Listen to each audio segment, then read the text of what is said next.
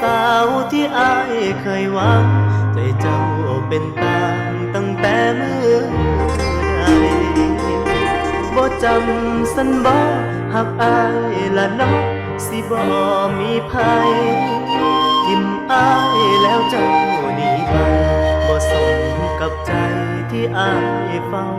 รอนอนกอดกับความช้ำที่น้องนำมาสู่ใจอายเจ็บอกที่ข้างซ้า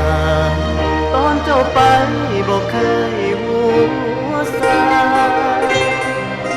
เหตุผลน้ำเนาอีหยังหรือเป็นเพราะคำสั่งฟ้าให้เขาหักอยู่ร่วมกันมาแล้วต้องแยกทางบ่เจ็บตรงที่อายแพ้แต่แค่ที่น้องหลายใจบ่อยากคู่คนนั้นแม่นไผแต่อยากได้ใจน้องนั้นคืนมาเจ็บนั้นน้องกลับมาหายสาอย่างน้อยขอแค่คำลาของน้องก็พอ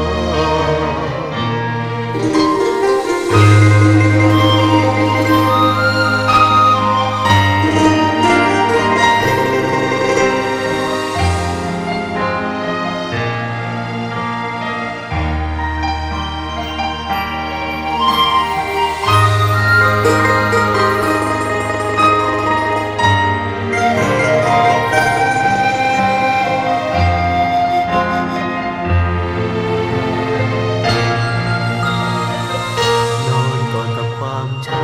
ำที่น้องนำมาสู่ใจอายเจ็บอกที่ข้างซ้าย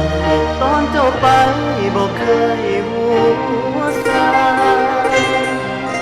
เหตุผลน้ำเนาอีหยังหรือเป็นเพราะคำสั่งฟ้า